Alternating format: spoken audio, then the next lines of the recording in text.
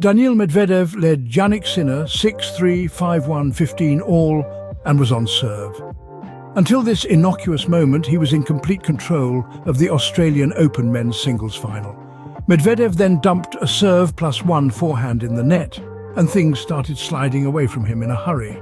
His 22-year-old Italian opponent never looked back to record a 3-6, 3-6, 6-4, 6-4, 6-3 victory to notch his first Grand Slam title. Medvedev barely held on to win the second set with the writing on the wall in the last couple of games of set two. Sinner suddenly found his mojo and wasn't missing. In the blink of an eye, Medvedev went from dominating rallies to barely hanging on in the point. Sinner finally relaxed enough to hit the ball. Medvedev never found that freedom again in the match. Sinner started slowly in the critical baseline exchanges, and always looked to be the one trying to force a shot into a location where it didn't really belong. Then all of a sudden, things flipped, and you got the feeling that Sinner couldn't miss, and Medvedev was just a shot away from dumping a ground stroke into the net. Sinner got crushed from the back of the court for 2 sets, winning just 38% of baseline exchanges, and just like a light switch was flipped, he found the right speed, height, spin and depth that was required to make Medvedev uncomfortable from the trenches. Sinner won 38% of ground stroke points in the first 2 sets, but managed to win 63% in the last 2.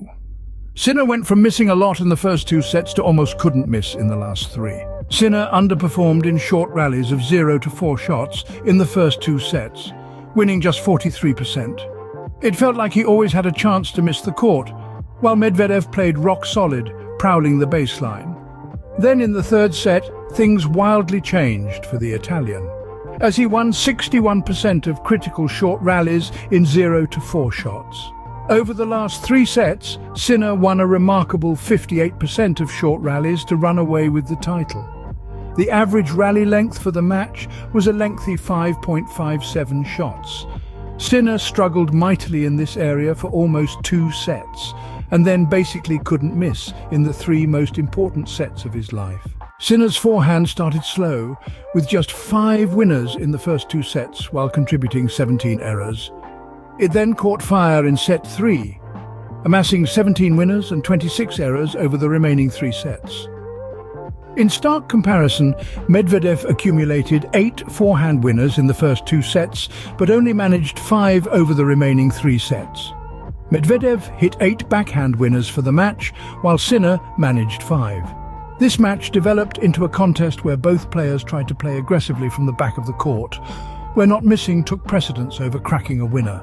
Overall, Sinner won just 1 more point than Medvedev for the match, 142 to 141. But that's not how it felt. Medvedev dominated the first 85 minutes of the contest to win the first 2 sets.